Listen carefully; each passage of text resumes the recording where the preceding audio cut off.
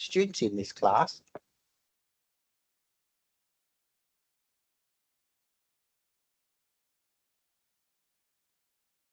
Okay, it's off and running. Yep, there it is. Okay, well, great. Welcome everyone to the week 8 workshop live.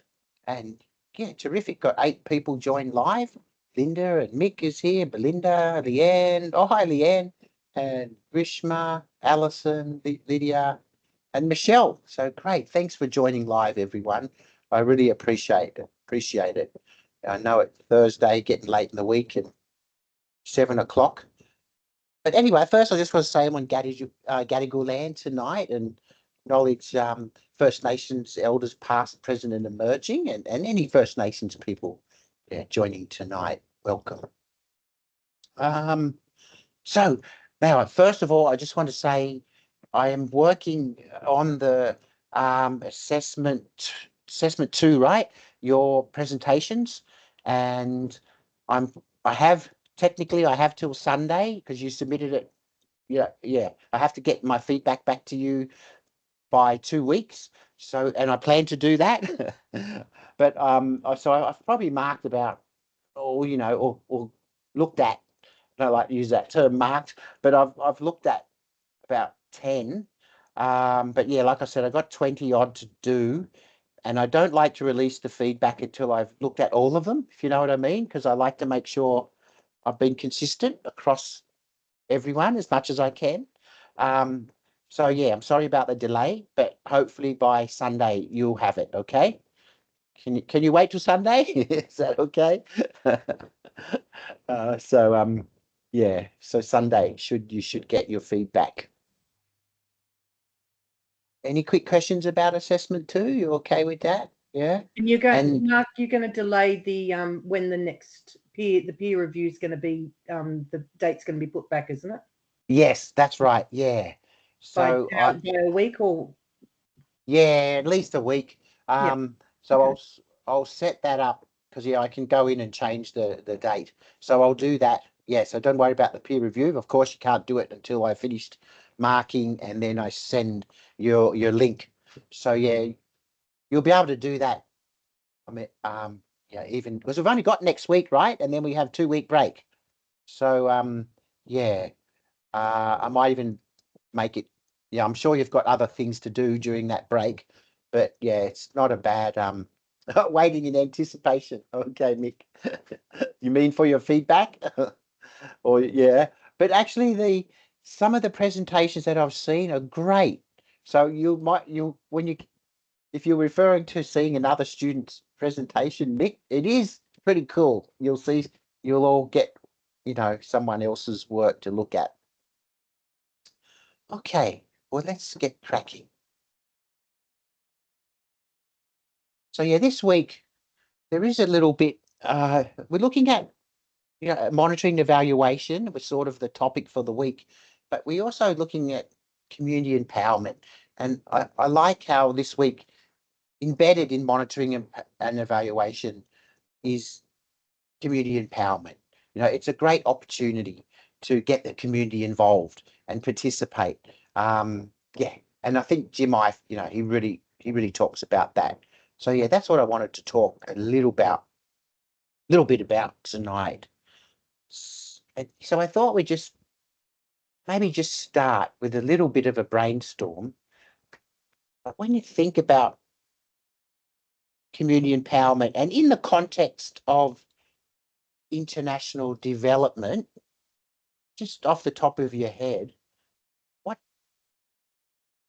what do you think the history might look like? Oh, Grishma's got a friend. Hello, little one. What do you think history of community empowerment within the context of international development projects might look like? Any comments or thoughts about that? I have one, Mark. Yeah, please go ahead, Michelle. Thank you. Empowering the community to have like a voice over what goes on in their community. And do you think, so that's something that we'd like to see, right? Is that what you mean, Michelle? Yeah, just so, increasing it, I suppose, so that they have more of a say about yeah, what they would like to see, and just encouraging everyone to get involved.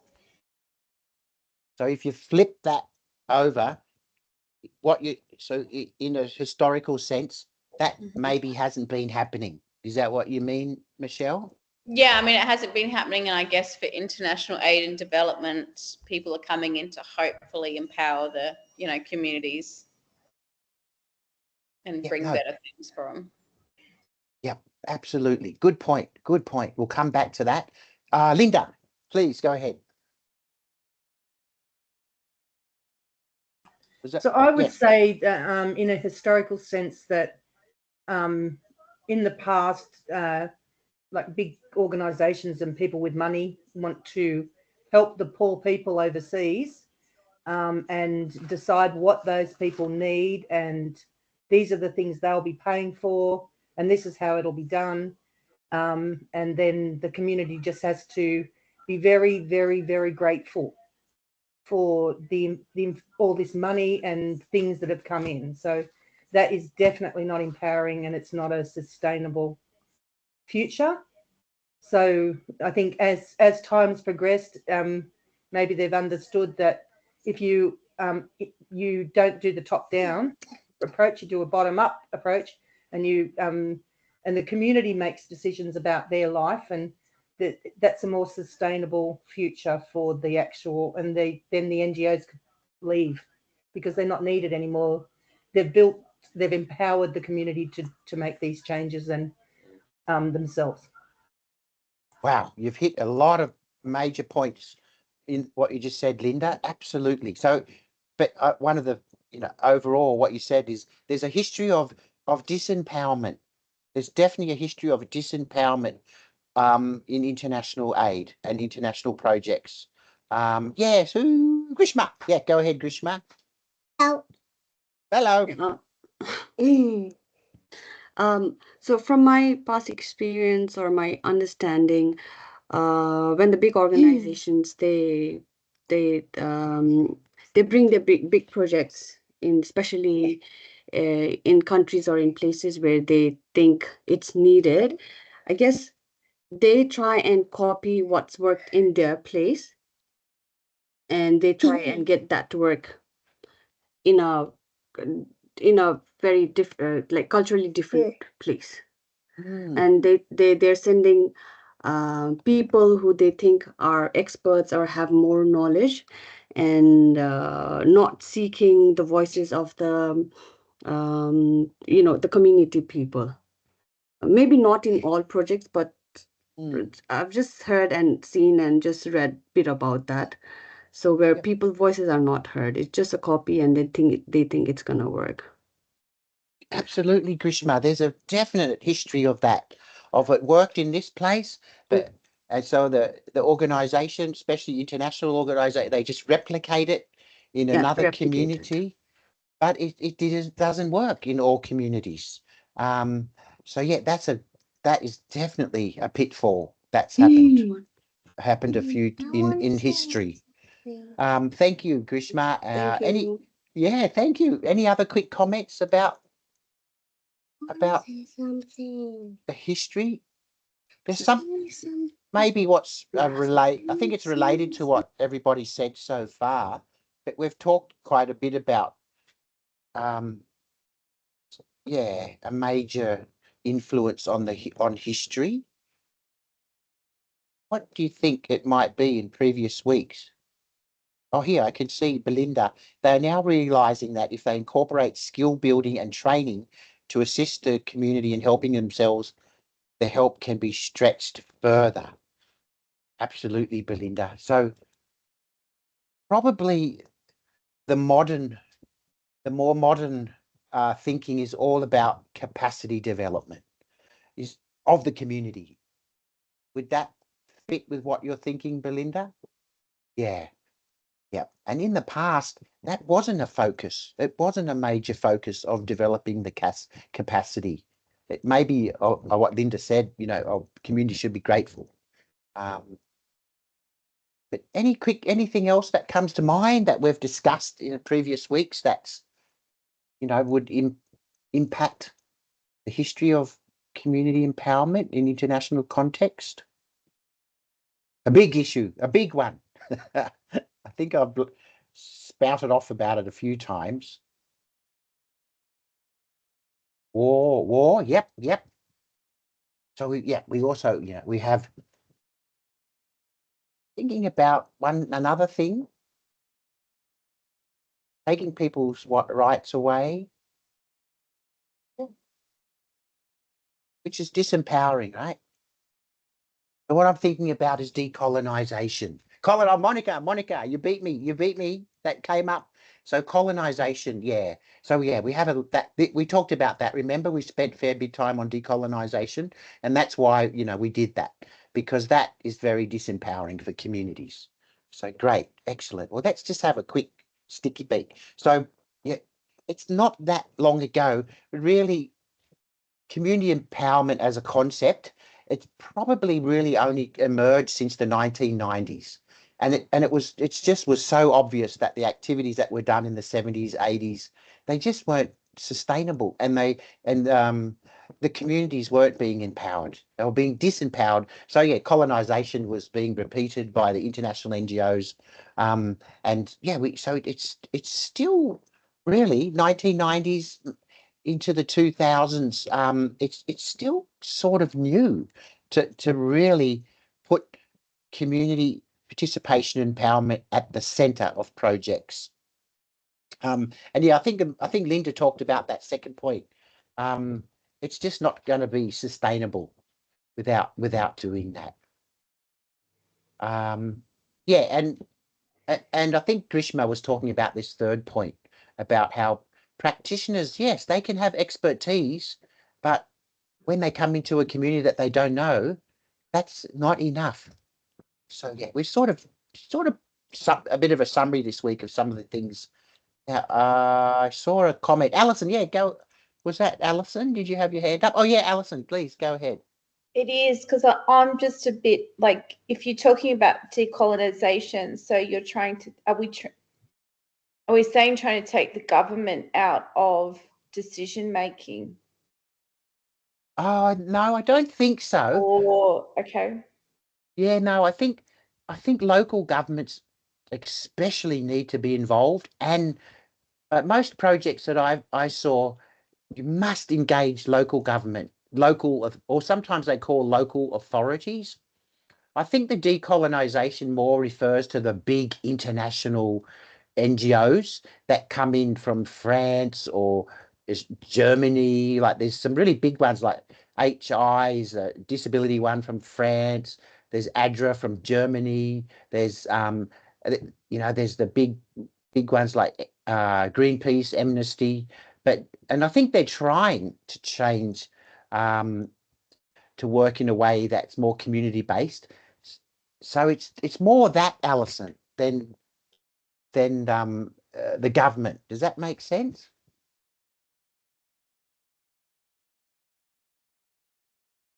And it's more about the principles of how the projects run. And I think Linda talked about it, how, it's not, yes, the donors give the money. And of course, we need to work with that and make sure there's good governance. But we want to see the communities, be really, really involved. Is that okay, Alison? You all right? I think so. I just think I get a little bit confused, because when I look at the international aid that's going on in the Solomon Islands, I'm just thinking, well, there's a lot of money going into that to them. Yes. Is that, but then we're still forcing them, because we're still involved through our government, through the defense of that country. So I'm a little bit confused as to, well, isn't that still colonization? Yeah. Oh, I see what you mean. Involved, like, Yeah. should we not be withdrawing and just letting them be their own people? I don't know. I'm a bit confused by that. No, that's a good point, Alison. I think we've talked a bit about that. I'll come to you, Mick.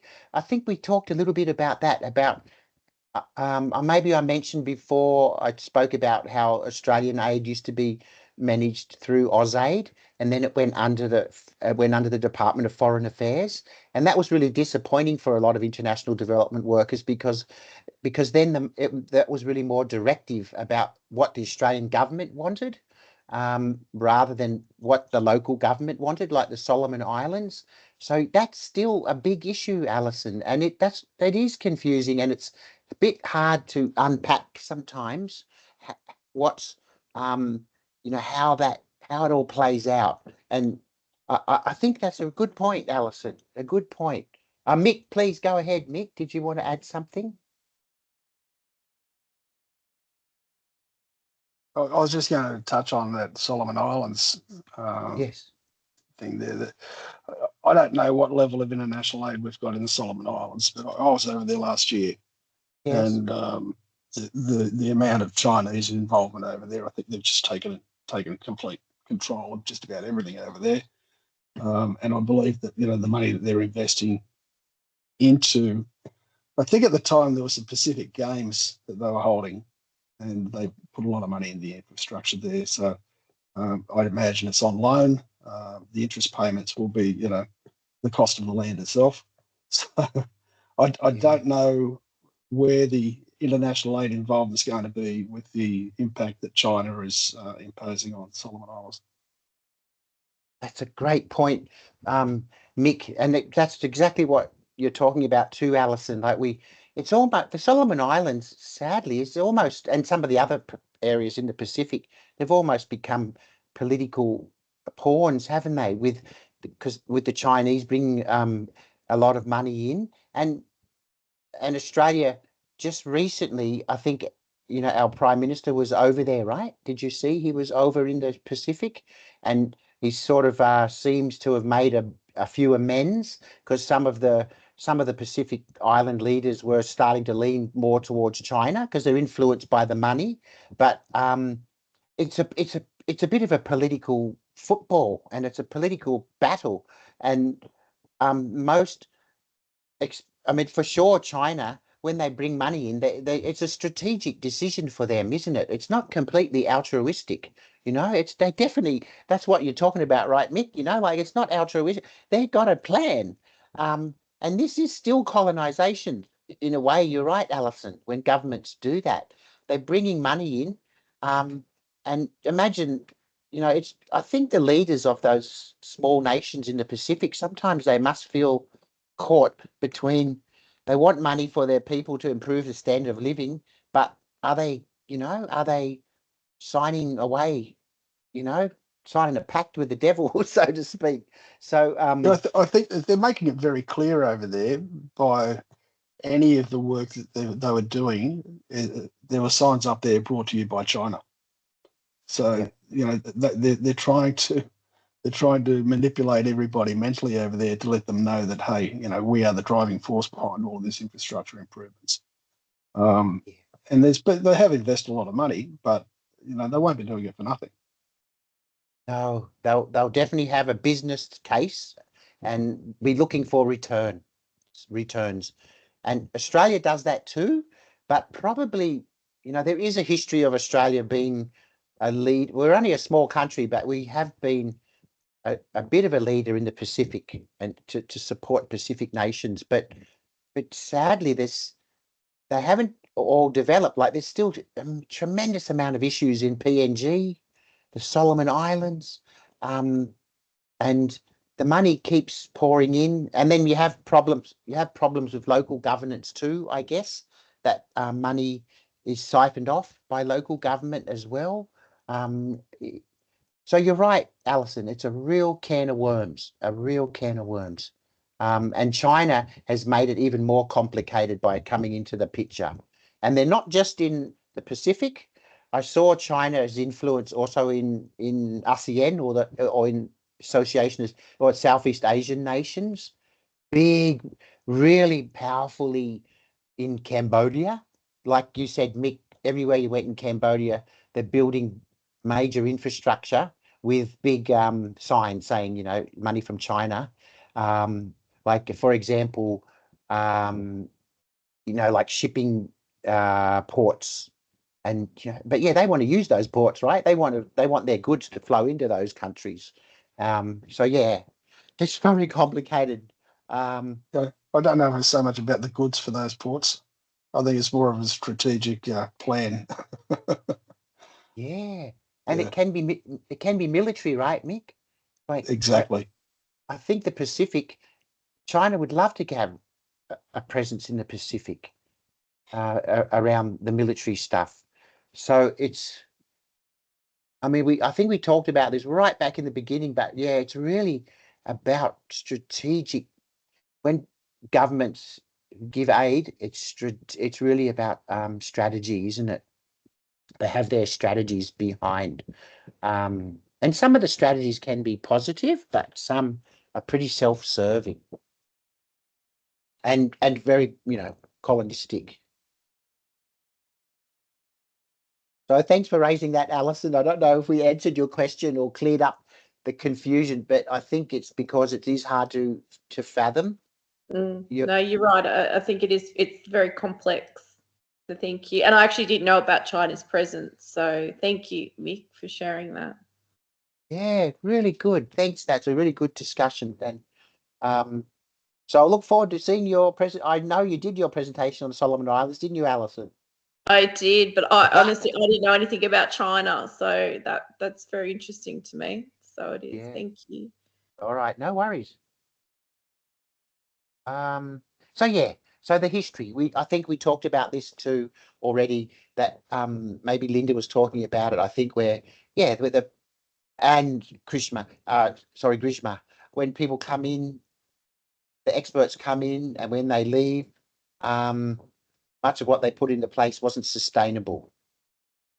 So there wasn't sustainable practice within the projects. There wasn't capacity development of local people. So anyway, it started to emerge probably in the 90s around. Yeah, it did. And then we had the sustainable development goal. No, not the SDGs, the MDGs, right? The MDGs. They came in 2000, right? I think they started from 2000 to 2015. So we started to see some really more robust, I guess, support for community participation and community empowerment. So this week, I don't know if I mentioned it before, but yeah, I got this information comes from the Australian Volunteers program, and that's the program that I was with for about 8 years. So yeah, it's still going, and you can click on the links to look at the Australian Volunteer program.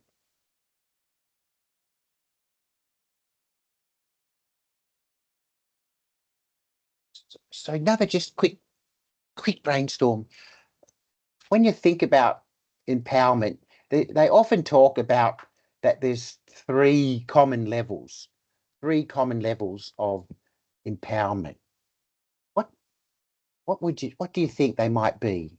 Might be the three levels that we can work at when we do community empowerment. Any ideas?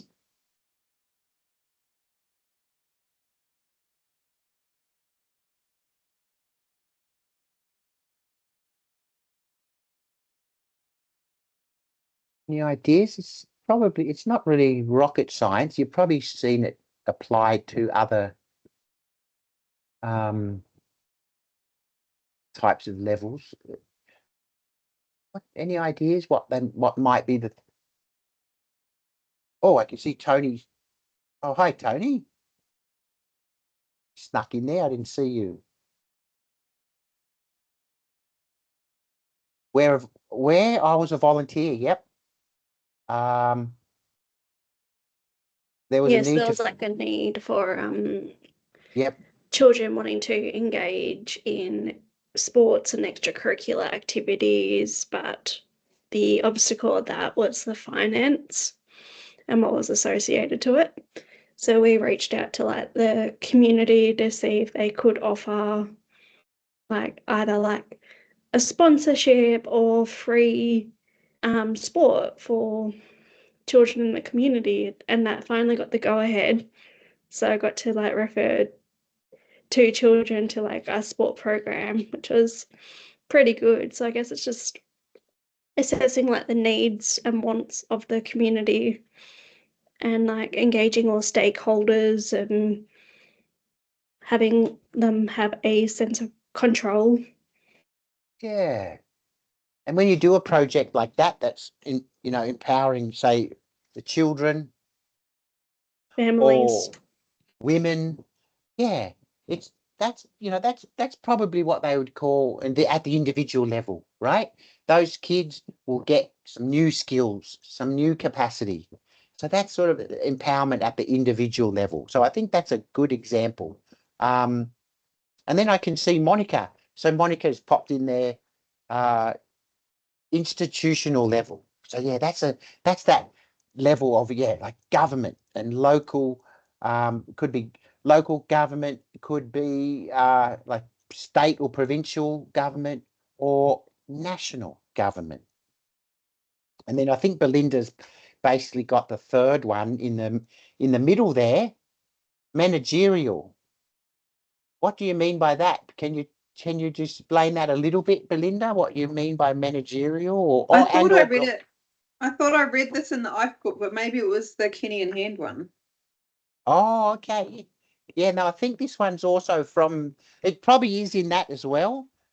Because yeah, these are 3 common levels, right? But when you were talking about organizational, yeah, can you expand a little bit about that? I think I was thinking the capacity, when we're talking about capacity in the module stuff, it was individual, organizational, and institutional. That's capacity building though, not capacity development more so than empowerment levels. Yeah, but I think when you capacity develop an organization, a local organization, that's empowering. So yeah, I think that's because you want to have it, in any project, I think you'd like to see all 3 levels. Oh, let me put them up there. I think so. This is also from the Australian Volunteers website, but I think you want individuals in the project to have some skill development, some capacity, like maybe people with disability, individual people with disability, maybe they get some skills around livelihood. Women might get some skills around leadership. Maybe some children get access to school. So this is personal capacity development. And you're right. I think it's connected, Belinda. I think the capacity development and empowerment is very tightly connected. But I think the organizational one is really important. You remember me talking on about the self-help groups in the refugee camps? Remember that? I think some of you you commented about that. That was trying to develop like a local groups, like, and sometimes it could be a local NGO, and you know helping them develop their internal procedures and policies and their staff skills.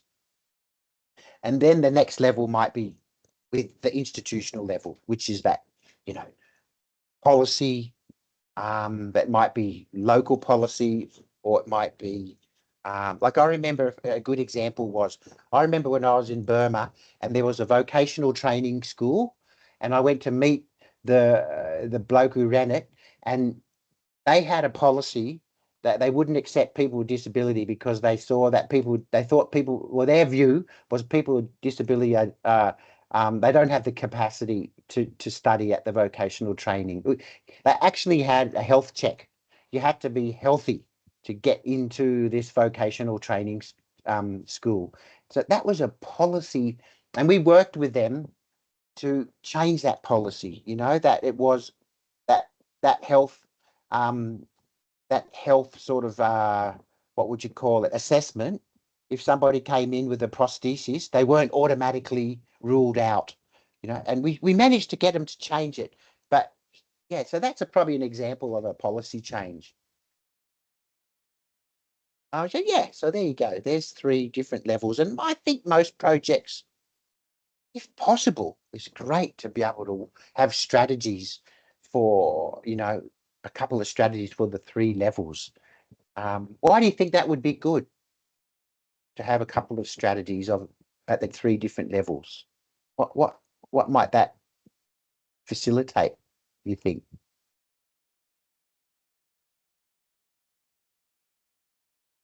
Any ideas?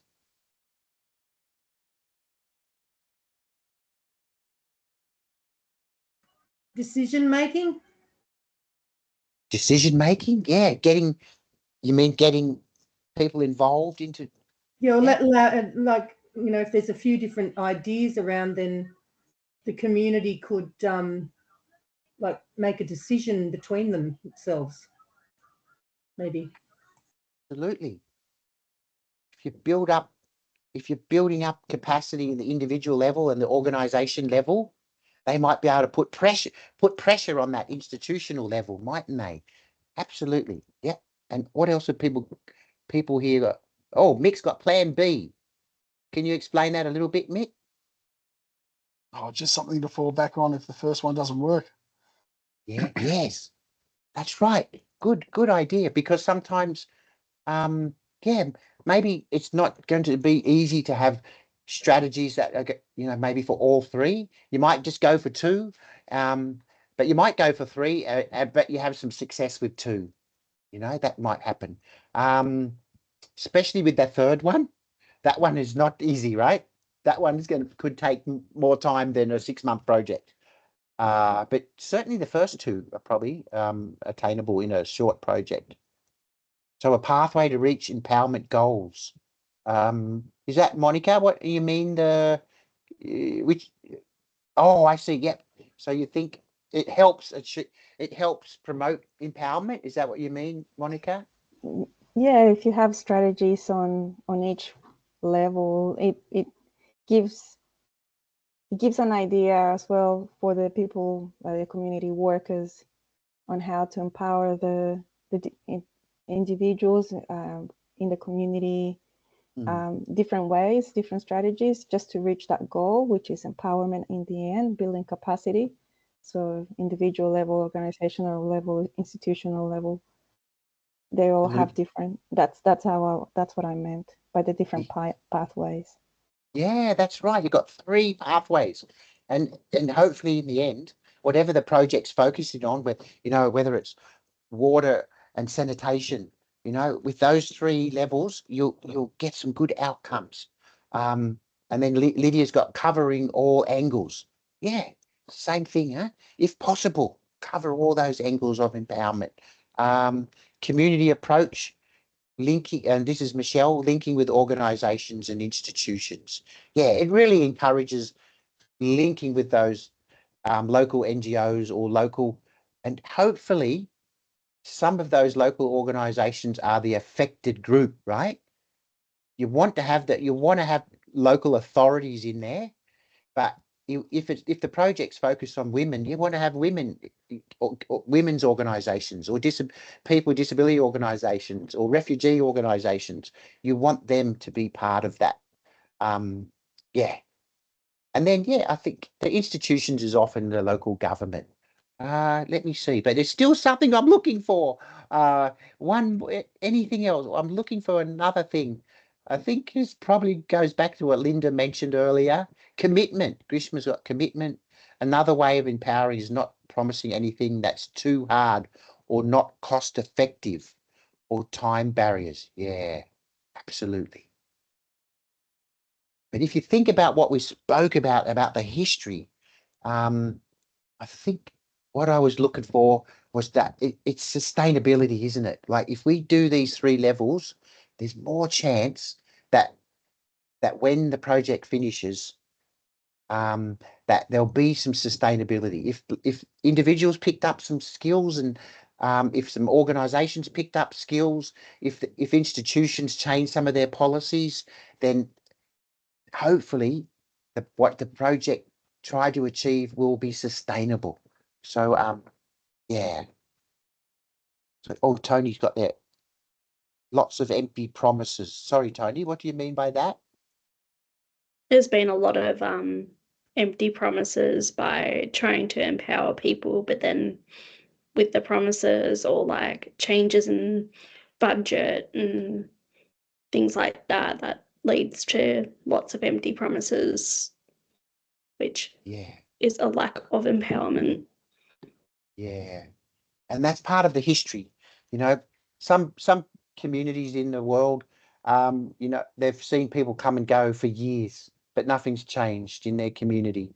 So yeah, they often feel like that. And sometimes people have been surveyed so many times, people come and visit, but nothing ever happens. That's how they feel. And this is a great challenge that we have to oh, Rachel's here. Yes, hi Rachel. No problems. No, no problem, Rachel. We're always happy to hear your voice. Great. So there, empowerment levels. So now I'm just want to pivot a bit towards workers now. Like when you think about project work and being an international worker, what? Sorry about all the questions, but what do you think? What sorts of role? Yes, Alison, go ahead. Oh, sorry, I just got my microphone off. I was just thinking though, but to empower a community, you've got to have the basics in place. If they don't have housing or feel safe, then you're not going to be able to get to that next step of being able to empower a community to make decisions about their future. Good point, Alison. Food or water or anything like that. Like I don't, yeah. Like without those basics, they're not going to be able to move to that sustainable goal or goals. Yep. Now, what you're bringing up, Alison, is maybe we didn't talk about it a lot in the beginning, but do people remember there was a bit of discussion about emergency aid and development aid? Do you remember that? So what you're talking about, Alison, is probably the emergency realm. So, and you're right, Alison, it's not easy to incorporate empowerment strategies into emergency work. But saying that, I think we should try. Like even in emergency work, when big NGOs come in or army come in to build a bridge that's been broken or get the sewage lines working again, local people can still be involved in that. Like get them involved to see what they to make. Maybe there still could be some capacity development of local people, even in an emergency situation. But you're right, Alison, it's a bit different. And it changes with when you move into development, because development, there is a level of stability.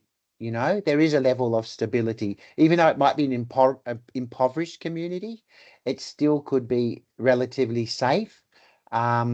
So yeah, good point, Alison. Did I miss some other points in the chat? Listening to the community. Jessica asked what they want the outcomes to be. Of course, yes.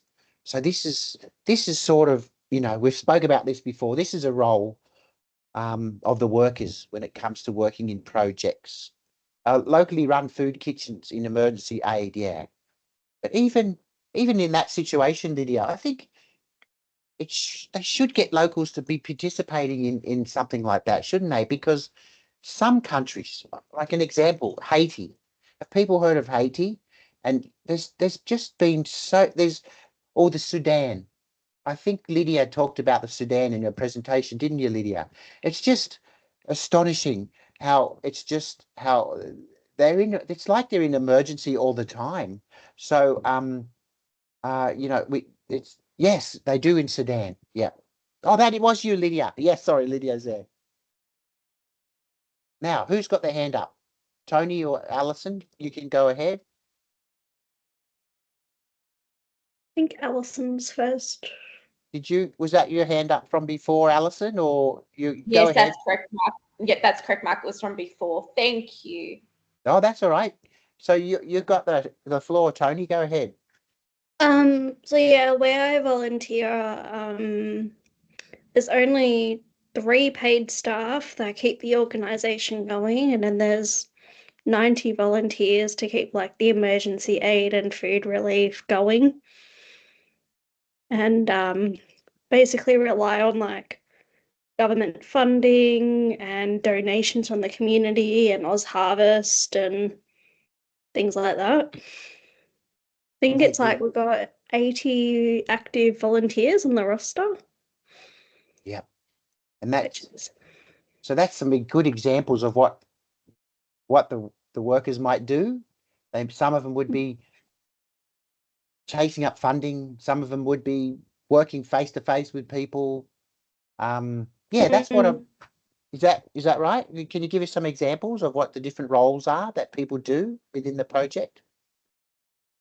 Volunteers, well, we're trained in all areas, so we could help out with the hot lunch service. We can help out with interviewing and like assessing needs and triaging and referrals. And then we also work the phones and be on reception to complete intake forms. The paid workers kind of do more of the complex cases. Yep.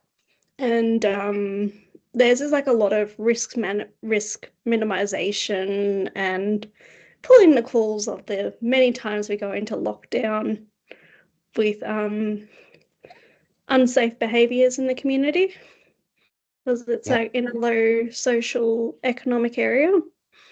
Yep. So there's always like some DV or drug and alcohol effects, and then there's literally just one person that just does the budget. Yep. The other person just oversees everything and like the supervisor. Great. So there's a lot of different roles that workers take, isn't there? Yeah. You've just listed about 10 or 12, and that's sort of what I wanted to talk, this slide's about. Just what sorts of roles would workers do to facilitate empowerment? And there's a zillion, like there's we a have lot. Nurses, we have mental health lawyers, we've got not Centrelink workers, but people who are trained in like doing all the Centrelink paperwork as volunteers. What else do we have? Yeah, whole range. Great. And I think it's really important you talk about the volunteers, Tony, because I saw one project that I worked in also in Burma, and it was in a really isolated area where the access to some of the villages was by motorcycle only, and actually a joker like me, I didn't have permission to go to those villages. So because of it was political, but also it was still a conflict zone. So they were worried about staff like me going, stepping on a landmine, because stuff like that. So but anyway, cut a long story short, the volunteers who each village that we operated in, we had a couple of volunteers from those villages, and it was a disability project. So we tried to empower people with disability. So we got the volunteers were people from disability from the villages, and to be honest, they were the most important part of that project.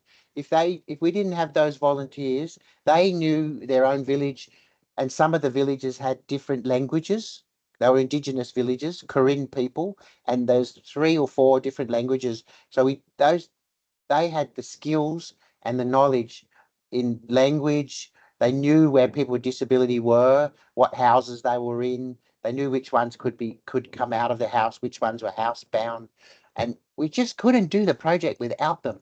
And they were the most important part of that project, and we really worked hard to develop their skills, and to me that was I really loved to meet them. I used to be able to work in a town that I was allowed in, and they could come to that town and we could do some capacity development work with them about whatever about the skills they needed to work with other people with disability.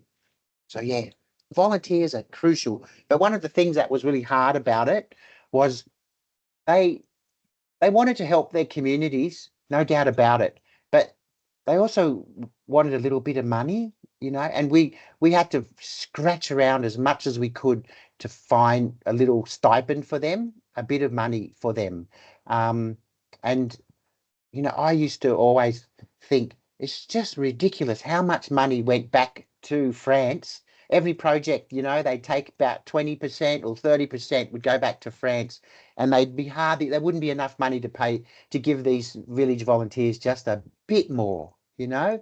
So yeah, it was a bit disheartening for me in a way to see how that operated, but it was how it's sort of like the good, bad, and the ugly of how projects work. Because if those big NGOs don't take some of the money, they'll disappear, right? And the work will disappear. So but there needed to be a balance. So I found that after 8 years, I was a bit burnt out from it. And that was one of the things that I found a bit challenging. I just felt like, why couldn't there be more money going really directly to the local people? For example, the volunteers like that. But anyway, hopefully that makes sense for you. Now, let's just have a quick look. So just some of the roles that workers take on. And I think Tony mentioned lots of roles, but, you know, I think, you know, it's really important. We've talked about some of these things before, about getting to know the local community, engaging in dialogue with local organisations and local key stakeholders, and getting to know what capacity is there, and maybe what's some gaps in the capacity. Really important. And sometimes that might already be captured in the project plan, but sometimes it wouldn't be captured. Like Grishma was talking about before, maybe an organisation could bring an idea that's worked in another community, and maybe it could work if there's a lot of wiggle room, right? To check what's the local capacity, mate. Because if they assume it's the same local capacity as in the other place, like you were saying, Grishma, and if it's not present, it'll fail, right? The project will fail. So yeah, really important role. I think you can read just we've talked a lot about capacity development. I think Belinda, you did well in raising that, and just how important that is, capacity development. And I know it's a term that gets thrown around, but that was another one of the things that got to me after 8 years, was just seeing how some workers, I just felt like they still didn't get it. Like they'd still go and meet local authorities, for example. Foreign workers would still go and meet local authorities and not take a local with them, not take someone from one of the local NGOs. I just couldn't believe it. You know, like I took a point of view that every single thing I did, I should have a local next to me, always with me, everything, every meeting, whether it was a community meeting. And I try to bring people into the office, you know, and meet the boss. And sometimes it was a bit hard, but if you just, I was a bit surprised that is still not, it's easier said than done. Let's say that. And there was lots of opportunities where capacity development, I feel like, didn't happen. Yeah. Has anyone seen any examples where, you know, you're working in Australia, or where sometimes the capacity of a person or a group, there's missed opportunities? Have you ever seen that? Has anyone ever had those experiences where, or even if you reflect now in your work, do you think there's opportunities to involve the client group, or or groups in the community in your work, in your community services work? Do you think there's opportunities there that could still be sort of harnessed?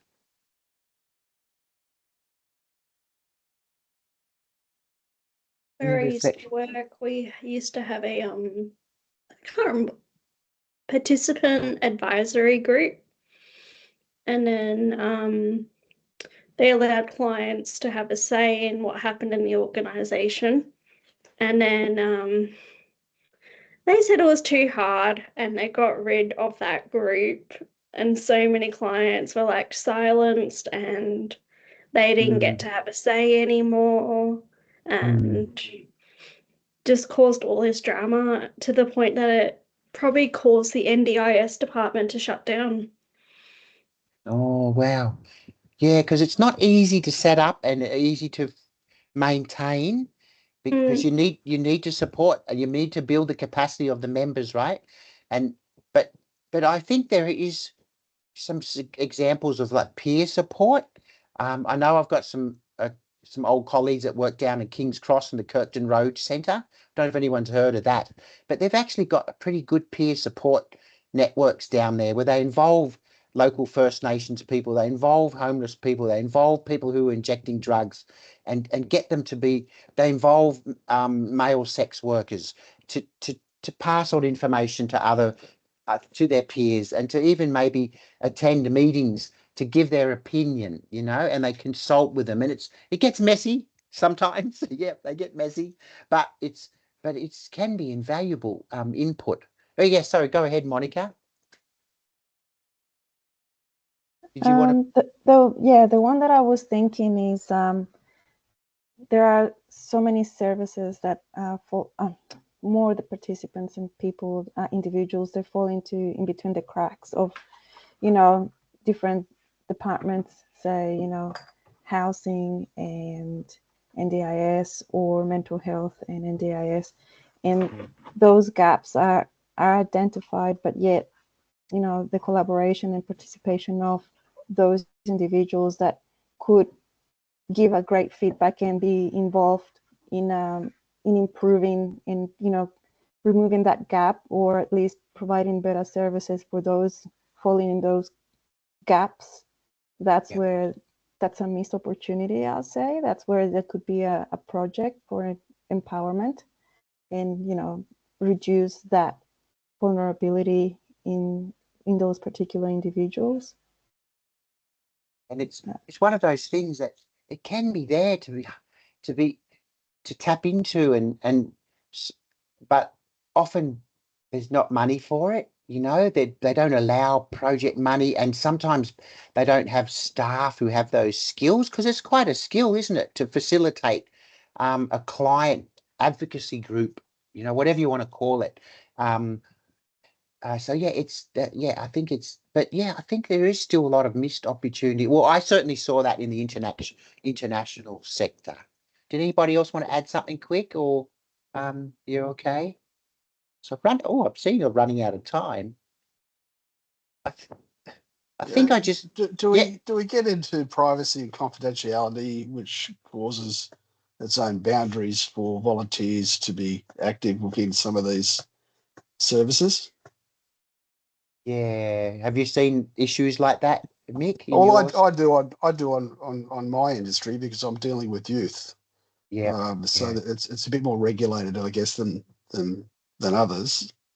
And I'd find that bringing in peer groups or other volunteers into that environment would be quite difficult because of the privacy and confidentiality of the young person. Yeah. Yeah, of course. So I think that's one of the challenges. That's an excellent example, Mick, why sometimes there's barriers to it. So for example, like students on placement. Yeah. So I'll come back to you, Belinda, but I think if you remember the self-help groups, I remember what we did along the border of Burma and Thailand. We got the self-help groups together, and then it was fairly simplistic in the beginning, but as time went on, some of the self-help group members' capacity. But you know what, Mick? It took about a year or two to develop some of those people to have some skills around what we called it peer counselling. We actually trained them in peer counselling, and because you can't just unleash people without support, can you? Chris, they don't know about privacy and confidentiality, and it was complicated. But some people, maybe out of 10, you get 2 out of 10 that could understand and the peer counselling, the role, and understand some of the concepts like you're talking about, Mick. But it took a long time to develop that capacity for them. But we were able to develop the capacity of some people to move into roles of being a peer counsellor, and they were quite effective, and some even came on staff. But yeah, it was a bit of a long process. Yeah, it was, Mick, because of those types of reasons. Amanda, sorry, Belinda, what did you mean? You mentioned placement? I just think we have some students that come in on placement in our office, but we can't take them out to the houses and stuff because of the young people's privacy, and you can't have them enter our Teams chat groups or anything because it's just too complex and too.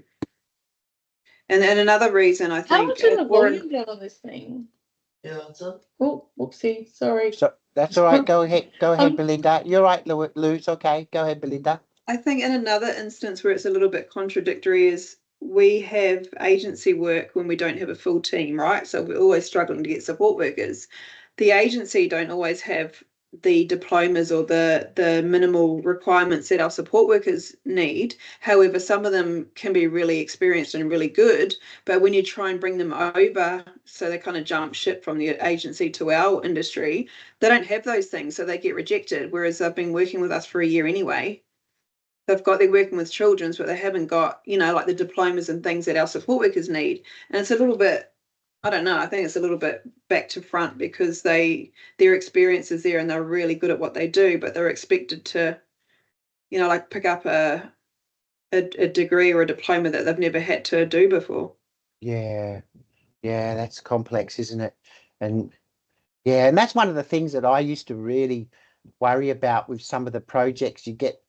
Even if you do some capacity development with local community members, and what you're doing, Belinda, is you're protecting the students too, aren't you? Like even in this course, like a year 1 student who hasn't worked in the field, if they go into a SIL or an agency that's out of home care for young people, that it can be just too much for them, like it's pretty full on, it's in your face. And I would, sometimes people ask me and I say, nah, that should be for year 3 placement. That's too much. And that's a really good point too, because if we bring in a new support worker, we give them an induction and they have to do, read the behaviour support plans and all that sort of thing. If a student comes in, they don't have to read those minimal documents, then they can, they don't know what the kids' triggers are, and they could potentially get physically assaulted on the first day because they're not having to do those things that our guys have to do. So that they are put at risk. They definitely are, Belinda, and that's good practice. And it's about that trauma-informed approach as well. They don't get it. They may not know how that actually plays out. And some, some of you might work, and Belinda, like when people work with involuntary clients, that's full on, isn't it? There's a lot of resistance there. So yeah, I think in the international context, sometimes, I remember, because I couldn't go to some of the villages or I could do home visits in the refugee camps, but I used to feel about the volunteers or the camp staff, they get themselves into some really sticky situations. They do a home visit, try to do some peer counselling, and they'd, the husband would be drunk, or there's they find a person with disability living in squalor and there's a really bad smell. And that's really, even in, it doesn't matter if you live in a refugee camp or you live in Linfield. That's can be quite emotional. It's upsetting to experience those things. So yeah, I used to really feel for that, about how do we make sure people are supported and we don't. So I reckon that's really good that you do that. Yes, look, 8 o'clock already. Jessica, yes, okay, you've reminded me. So just quickly, this week we also look at in the context of monitoring evaluation, we look at two methods. We look at reflective practice, and so you can read about that. Jim Ive, no worries, Tony. Jim Ive, we look at, he talks about reflective practice. We look at action learning as well as another method. And both of these methods, I believe Jim would say, we can get the community involved. So have a look at them on the Moodle. And yeah, you can, in activity 6, you can see about action learning, and activity 7, there's more stuff about international workers' roles. And then there's a pretty good summary in activity 8. But yeah, thanks to everyone. Thanks Grishma, and thanks Monica and Mick for your contributions. Linda as well. Alison also great contributions. Thanks everyone for being with me. And we'll see you next week before we take the break. So see if you can join next week. And I'll talk about assessment 3.